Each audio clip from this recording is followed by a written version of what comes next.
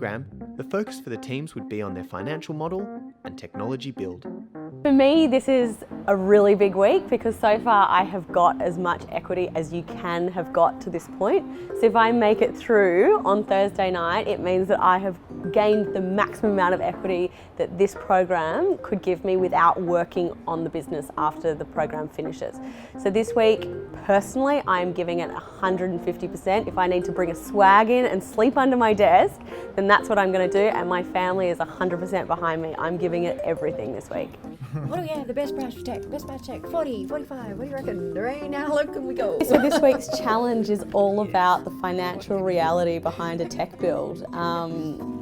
Finding out what you need that it already exists in the marketplace to pull in and what needs to be built from scratch. It's pretty confronting once you start to see the costs. So I think when we first costed it all up this morning, we got a real shock and we decided, you know what? We're not a big corporation, we're a startup, we need to figure out how to do this. And to be completely honest, the answer is all in balancing out high touch, low technology, or high tech, low touch, and phasing the technology in as your company starts to make money. In order to help them navigate their daunting technology builds, the founders were put through a rapid prototyping workshop.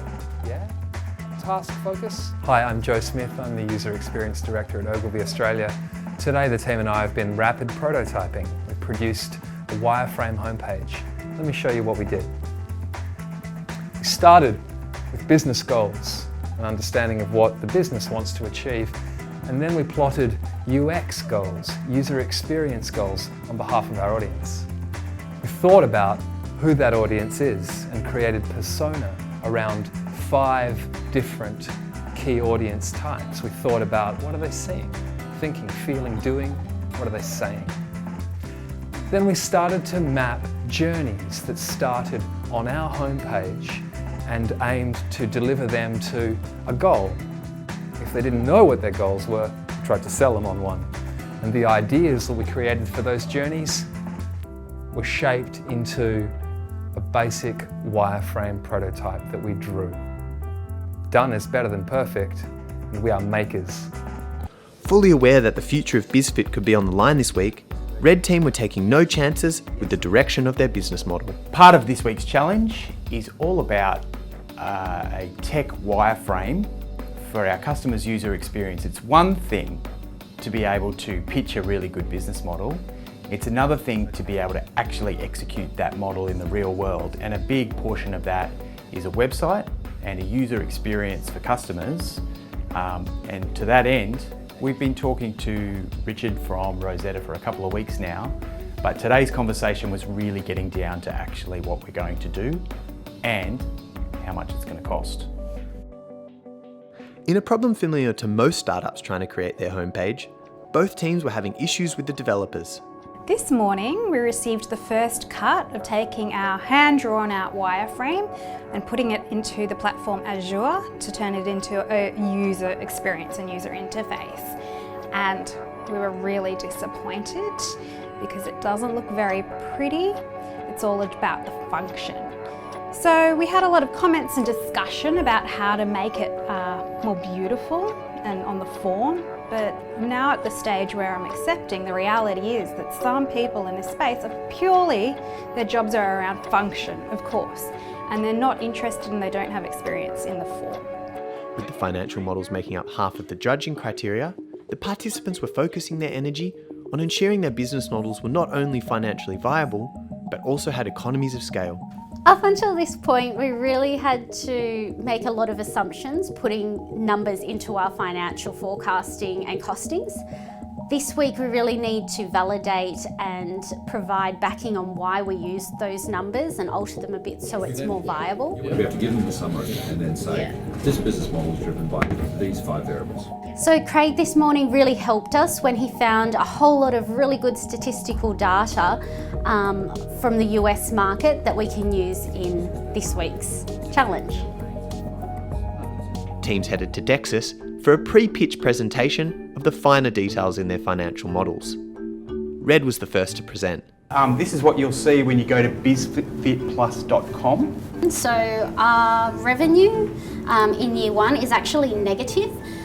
Then the blue team presented. Per customer revenues, we're looking at 1%. He took what we had in Azure and took it that next step further. Teams were then given one last hour to prepare before the finale pitch. So, how much funding are we asking for? Is it still 250? We're working to put some key aspects that were highlighted from our financial model into the final pitch, and it's looking quite good. I'm really confident that our business is gonna make more money than theirs, and that's it. Ready or not, guests, judges, and potential investors had arrived, and it was showtime. The red team, Biz Fit Plus, was the first to present. We are a fintech that group buys financial services for SMEs.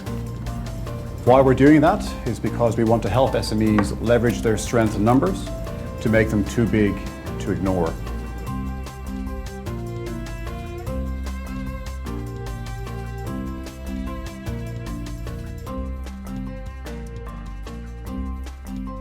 A quick overview. In those first 3 years, we will launch 3 products. Our first product is our overdraft. Then it was the blue teams, beCred's turn to pitch. If you're a supplier wanting to be paid faster, we're there. If you're a buyer wanting to pay slower, we're there. We're here to help businesses access the money already in their business. So what are we all about? We're all about thinking differently. People don't want something truly new, they want the familiar done differently. Judges stayed back and even had to have a few drinks over the 2 matured business models before crowning one of them the final champion model for investment. Today the teams were asked to present their financial model in excruciating detail, really, I suspect, for them. They also had to take us through their wireframes and what they'd created with their technology build, and also how they're actually going to finance that. And then tonight, in front of a packed room of investors and interested parties from the community, they had to present their business model. So tonight, I'm excited to let you all know that as of tomorrow, you're all going to come together as a team and start working on building out a business that will go to market under the beCred model.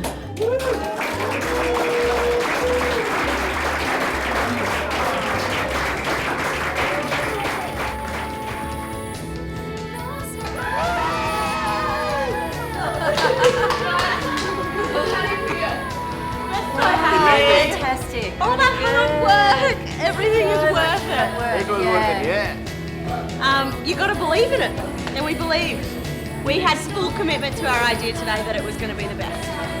They really just took it home. They were streets ahead of the other team tonight. The advisors, the judges, they all agreed that this is a business model that immediately addresses a need in the marketplace.